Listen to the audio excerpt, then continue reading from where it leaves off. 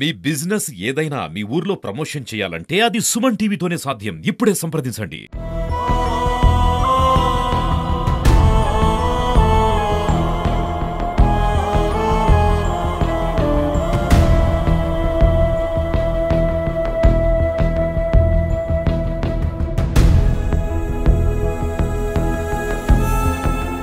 నమస్తే, welcome to Suman TV.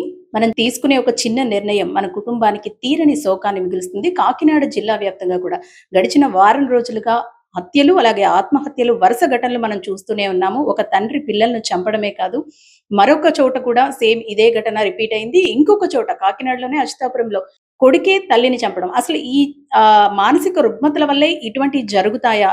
ఎటువంటి కారణాలుంటాయి? మనతో పాటు ప్రముఖ సైకియాట్రిస్ట్ కీర్తి గారు ఉన్నారు. మ్యామ్ నమస్తే అండి. వరుసగా ఒక వారం రోజుల నుంచి కూడా మనం ఇలాంటి ఘటనలు చాలా ఎక్కువగా చూస్తున్నాం. రీసెంట్ గా మనం చూసుకుంటే గనక కాకినాడలో తండ్రి పిల్లల్ని ఏ విధంగా చంపాడనేది కూడా మనం చూస్తున్నాం. అలాగే ఒక కొడుకు కేవలం తల్లి ఏదో ఒక పని చేసుకో, ఖాళీగా ఉండకు అన్న ఒక్క మాట కోసం ఆవిడని కొట్టడం, ఆమె అక్కడికక్కడే చనిపోవడం, ఇలాంటి ఘటనలు చాలా చూస్తున్నాం. దీనికి రీజన్ ఏమై ఉంటుందంటారా? అంటే మానసికంగా డిప్రెషన్‌కి లోనవ్వడమే ప్రధాన కారణం అంటారా? ఇంకేమన్నా ఉంటాయా? ఇలా ఇప్పుడు కొడుకు తల్లిని చంపడం అన్నది మానసికంగా కూడా ఇబ్బందుండొచ్చు. లేదంటే అది యంగ్ ఏజ్ కాబట్టి ఏమైనా అలవాట్లకి బానిస అయ్యుండొచ్చు. అది ఆల్కహాల్ అవ్వచ్చు, లేదా ఇంకా మత్తు పదార్థాలు అవ్వొచ్చు. వాళ్ళేంటంటే దానికి అలవాటు పడిపోయి టైంకి దొరకలేదనుకోండి, ఇంట్లో వాళ్ళ దగ్గరికొచ్చి డబ్బులు అడగడం, దానివల్ల పేరెంట్స్ మధ్యన క్లాషెస్ ఒస్తాయి. సో, బాగా అలవాటు పడిపోయిన వాళ్ళకేంటి అంటే, వాళ్ళ పట్ల వాళ్ళకి కంట్రోల్ ఉండదు. ఆ ఇంపల్సివ్ బిహేవియర్ ఉండడం వల్ల వాళ్ళేంటంటే ఎంత దూరానికైనా ఎళ్తారు. దానివల్లే ఇలాగా ఇంకొకళ్ళ మీద దాడి చేయడమోనో, లేదా చంపడం వరకు వెళ్తా ఉంటారు. అంటే అన్ని రోజులు దేనికైనా అలవాటు పడిపోయినా సరే ఏంటంటే, మెంటల్ స్టెబిలిటీ అన్నది ఉండదు. సో, అన్ని విధాలుగా కూడా బాగా ఇరిటేట్ అయిపోయి ఉంటారు. మనం చిన్న మాటన్నా అది మంచి కోసమన్నా వాళ్ళు తీసుకునే స్టేజ్‌లో ఉండరు. సో, ఏంటంటే ఒక చిన్న మాటన్నా సరే వాళ్ళు బాగా వైలెన్స్ అయిపోయి లేకపోతే ఇలాంటి పనులు చేస్తా ఉంటారు. మేడం, గతంలో హత్యలు, అలాగే ఆత్మహత్యలు కూడా చాలా తక్కువగా చూస్తూ ఉండేవాళ్ళం. టెక్నాలజీ పెరిగే కొద్దీ ఇటువంటివి ఎక్కువైపోతున్నాయి. ప్రధాన కారణం ఫోనే అంటారా? అంటే సాధారణంగా ఎవరైనా గూగుల్ చేస్తుంటారు. చూడగానే మనకొక హెల్ప్ లైన్ నంబర్స్ కూడా మనకి కింద కనిపిస్తూ ఉంటాయి. ముందుగా వాళ్ళు సెర్చ్ చేసిన దానికంటే కూడా హెల్ప్ లైన్ నంబర్స్ వస్తూ ఉంటాయి. సో, ఏ విధంగా వీళ్ళు మానసికంగా ఇలాంటి రుగ్మతలు ఉన్నాయి అని తెలిసినప్పుడు అది ఏ విధంగా సెక్యూర్ చేసుకోవచ్చు? అలాగే మనం ఎలాంటి సింప్టమ్స్ చూడొచ్చంటారు వాళ్ళలో?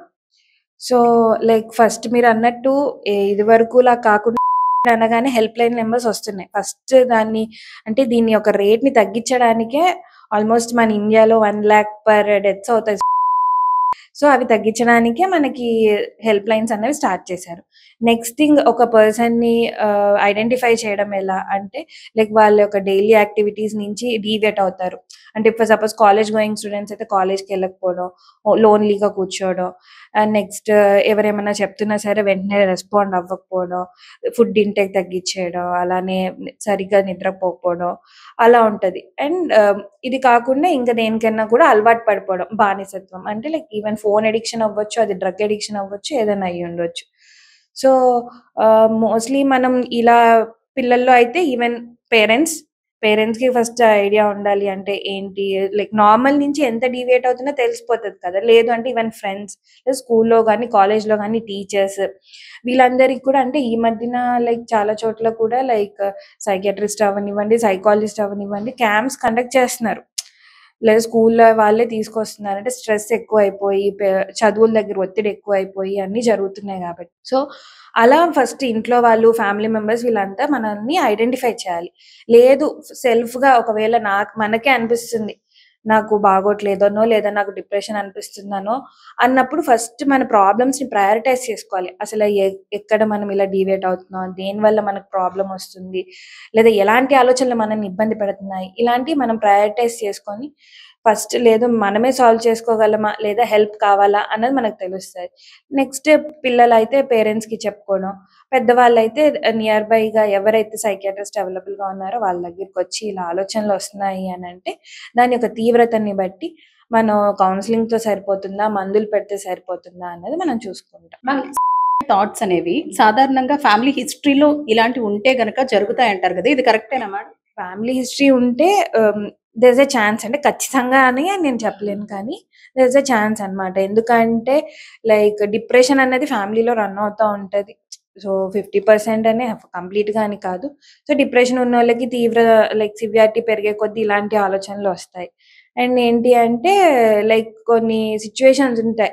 లైక్ పక్కనోళ్ళని చూసి మనం ధైర్యం తెచ్చుకుంటారు. సో లైక్ చాలా మందికి చేసుకునే వరకు కూడా చాలా భయం ఉంటుంది. కానీ అటెంప్ట్ చేస్తారు. ఆ మినిట్‌లో వాళ్ళకి ఫుల్ కాన్ఫిడెన్స్ వచ్చి చేస్తారు. అది ఫ్యామిలీ హిస్టరీలో ఉన్నా సరే రిపీట్ అవుతది. ఓకే. ట్రీట్మెంట్ ఏ విధంగా ఉంటుంది మేడం? ఓకే. దాన్ని బట్టి లైక్ చెప్తాను. లైక్ దానికన్నా ముందు లైక్ వన్స్ ప్రీవియస్‌గా ఎనీ థాట్స్ గాని, అటెంప్ట్స్ గాని ఉన్నప్పుడు దేర్ ఇస్ హై రిస్క్ వాళ్ళు మళ్ళీ ఫ్యూచర్‌లో రిపీట్ అయ్యే ఛాన్సెస్ చాలా ఎక్కువ ఉంటదన్నమాట. సో అలాంటి వాళ్ళని మనం ఈవెన్ దో హాస్పిటల్‌కొచ్చి తీసుకెళ్ళినప్పుడు సరే like we have to say that 24/7 వాళ్ళకి అబ్జర్వేషన్‌లో ఉండాలి. అండ్ ఈవెన్ ఎలోన్‌గా ఉంచకూడదు. షార్ప్ ఆబ్జెక్ట్స్ కానీ, ఎక్సెసివ్ మెడికేషన్స్ కూడా ఇప్పుడు మనం ట్రీట్మెంట్ పెట్టి పంపిస్తాము. కానీ there is a chance that వాళ్ళు అవే యూజ్ చేసుకొని మళ్ళీ లైక్ సెకండ్ అటెంప్ట్‌కి కూడా ఎళ్ళేవాళ్ళు ఉంటారు. సో మనం పేరెంట్స్‌కి లేదా బైస్టాండర్స్‌కి మనం అడ్వైస్ చేయాలి. ఒకళ్ళనే ఉంచకూడదు. మెడికేషన్స్ వాళ్ళే ఇండివిడ్యువల్‌గా పేషెంట్‌కి ఇవ్వాలి అన్నది మనం చెప్తాం. ట్రీట్మెంట్ అన్నది మనకి మానసికానికి డిప్రెషన్ కానివ్వండి, డీ అడిక్షన్ కానివ్వండి, లేదా మానసిక రుగ్మత మేనియా అవ్వనివ్వండి, స్కిజోఫ్రీనియా అవ్వండి, ఇలాంటి వాటన్నిటికీ మనకి అన్ని విధాలుగా కూడా మెడికేషన్స్ ఉంటాయి. లైక్ అది పెద్దవాళ్ళు అవ్వనివ్వండి, ఈవెన్ ప్రెగ్నెన్సీ ఉన్న పేషెంట్స్ కూడా మనం అన్ని విధాలుగా పెట్టుకుంటాం అన్నమాట. నిద్ర డిస్టర్బెన్సెస్ ఉన్నా సరే అలవాటు పడని టాబ్లెట్స్ కూడా ఉంటాయి మనకి. సో మనకి లైక్ డోస్ సివియారిటీని బట్టి మనం పెట్టుకుంటాం. సాధారణంగా అనేది మానసిక రుగ్మత, ఒక విధంగా మానసిక రుగ్మత అనే చెబుతున్నారు. అయితే మనం ముందుగానే మన సిమ్టమ్స్ ని మనం గమనించుకోగలిగితే గనక దీని నుంచి దూరంగా ఉండొచ్చు అంటూ కూడా తమ అభిప్రాయం వ్యక్తం చేస్తున్నారు. అలాగే ముందుగానే ఫ్యామిలీ మెంబర్స్ ఎవరైనా ఉంటే గనక వాళ్ళ మానసిక పరిస్థితి ఏ విధంగా ఉందంటే డిప్రెషన్ కి లోన్ అవుతున్నారా, లోన్లీగా ఉంటున్నారా, మరి ఏదైనా కోపం గనక ఎక్కువగా చూపిస్తూ ఉన్నారా, ఇటువంటి సిమ్టమ్స్ గనక కనిపిస్తే గనక సైకియాట్రిస్ట్ ని మనం ముందుగానే ఒకసారి వెళ్ళి వాళ్ళని కన్సల్ట్ చేయడం వల్ల ఇలాంటి హత్యలు అలాగే ఆత్మహత్యలు అనేవి చాలా వరకు తగ్గుతాయంటూ కూడా చెబుతున్నారు. థాట్స్ వస్తున్నాయి అనుకున్నప్పుడే మనకి మనమే సెల్ఫ్ మోటివేషన్ చేసుకొని డాక్టర్స్ ని సంప్రదించడంలో తప్పేం లేదు. చాలా మంది ఆ థాట్స్ వస్తున్నాయి అనగానే మానసిక వ్యాధుల నిపుణుల్ని సంప్రదించాలంటే అది నామోషిగా కూడా ఫీల్ అవుతూ ఉంటారు. అంటే ఎవరైనా తమకి పిచ్చుందనుకుంటారా? ఇలాంటి డాక్టర్స్‌ని కన్సల్ట్ చేస్తే మన మన గురించి బ్యాడ్ ఒపీనియన్ వస్తుందా? ఇలాంటి వాటితో కూడా చాలా మంది డాక్టర్స్‌ని సంప్రదించడానికైతే ఇష్టం చూపించరు, సుముఖత చూపించరు. అలాంటి వాళ్ళందరూ కూడా ముందుగానే తమ ఆరోగ్య పరిస్థితి, మానసిక పరిస్థితిని ఒక అంచనా వేసుకొని ఈ థాట్స్ వస్తున్నప్పుడు వైద్యుల్ని సంప్రదించడం ఎంతైనా ముఖ్యం అంటూ కూడా డాక్టర్ గారు తమ అభిప్రాయాన్ని వ్యక్తం చేస్తున్నారు. కెమెరా పర్సన్ చిన్నతో అనుశ్రీ సుమన్ టీవీ.